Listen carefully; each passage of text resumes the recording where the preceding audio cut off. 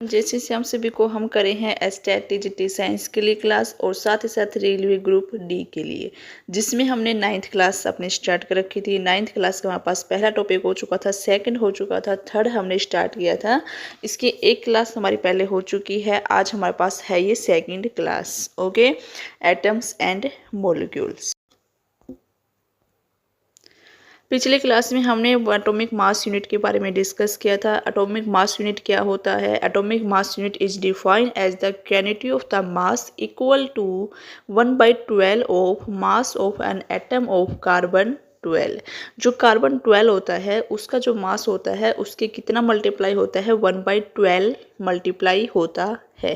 ठीक को हम शॉर्टकट में कैसे लिखते हैं? या तो हम एक mu लिखते हैं या फिर हम इसको किससे डिनोट करते हैं? u से डिनोट करते हैं। एक u is equal to 1/12 into mass of the atoms of carbon 12। ठीक है, ये हमारे पास इसका फॉर्मूला होता है।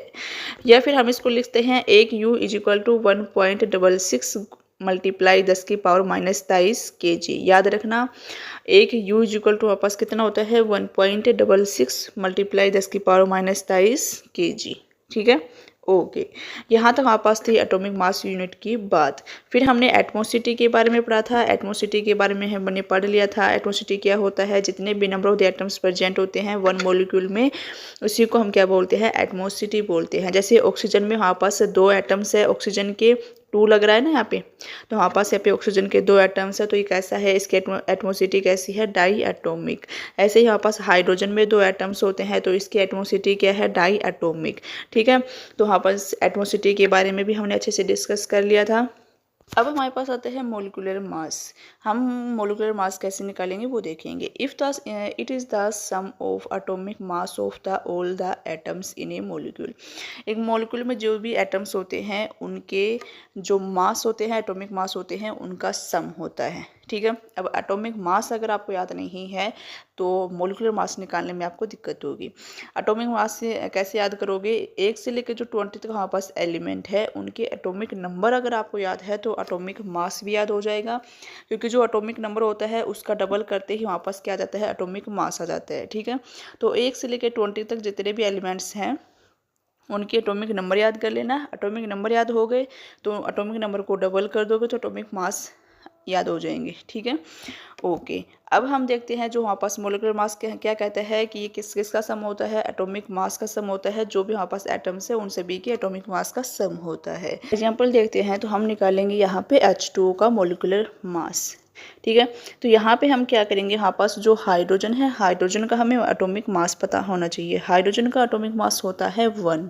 ठीक है, और यहाँ पे हमारे पास नेक्स्ट क्या है? ऑक्सीजन। ऑक्सीजन का हमें एटॉमिक मास पता होना चाहिए।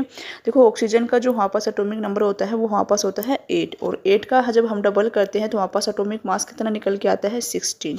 ठीक है, तो यहाँ से जब हम देखते हैं H2O को हमारे पास मोलिकुलर मास किस प्रकार से निकलेगा? यहाँ पे देखो हमारे पास 2 हाइड्रोजन है तो हमने 2 की मल्टीप्लाई की, इंटू पे हमारे पास जो हाइड्रोजन का एटॉमिक मास है इंटू 1 किया, प्लस में फिर हमारे पास क्या है? ऑक्सीजन है। ऑक्सीजन के कितने एटम्स है? ऑक्सीजन का 1 एटम्स है तो हमने 1 लिखा, फिर मल्टीप्लाई किया, फिर हमें ऑक्सीजन का जो हमारे पास एटॉमिक मास होता है 16 उसका मल्टीप्लाई किया, और इन सबको हम सम करते हैं तो हमारे पास क्या निकल के आता है? 18U। ठीक है, तो हमारे पास कितना मोलिकुलर मास निकल के आता है? 18U। तो आपसे H2O का मोलिकुलर मास पूछे तो कितना है? 18U। ठीक है, कुछ भी नहीं करना है, जो भी हमारे पास एटम्स है उनके एटॉमिक मास का सम कर देना। ठीक है, तो हमारे पास क्या निकल के आ जाएगा? Molecular mass. ठीक है, ओके। आयंस की बात करते हैं तो आयंस क्या होते हैं? आयंस में be define as an atoms या group of the atoms having positive and negative charge. Ions वो होते हैं या जिस पे तो पॉजिटिव चार्ज मिले या फिर हमारे पास नेगेटिव चार्ज मिले। ओके, जैसे कि हम बात करते हैं तो आपके पास पॉजिटिव चार्ज वाले कौन से हैं? सोडियम हो गया, पोटेशियम हो गया, कैल्शियम हो गया, एल्यूमिनियम हो गया। इन सभी पे हमारे पास पॉजिटिव चार्ज होता है, तो ये हमारे पास कौन से है? पॉजिटिव चार्ज आयंस है। और नेगेटिव चार्ज आयंस की जब हम बात करते हैं तो हमारे पास जैसे क्लोरीन है, सल्फर है, OH नेगेटिव है, SO4 है, NO3 है, नाइट्रेट आयन है, तो ये सभी हमारे पास क्या है? नेगेटिव चार्ज आयन है। ठीक है, ओके।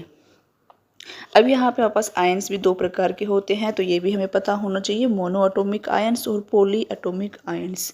मोनो का मतलब यहाँ पे क्या है कि यहाँ पे सिर्फ आपको एक ही एटम मिलेगा देखने को। ठीक है, एक ही एटम मिलेगा, एक ही एलिमेंट मिलेगा। मतलब यहाँ पे वापस सिंगल एलिमेंट मिलेगा, जैसे मैग्नीशियम सिंगल है, यहाँ पे सोडियम एक ही एलिमेंट की बात हुई है, यहाँ पे वापस खाली क्लोरीन है, क्लोरीन की बात हुई है, यहाँ पे एल्यूमिनियम है, तो वापस यहाँ पे क्या है, सिंगल एलिमेंट है।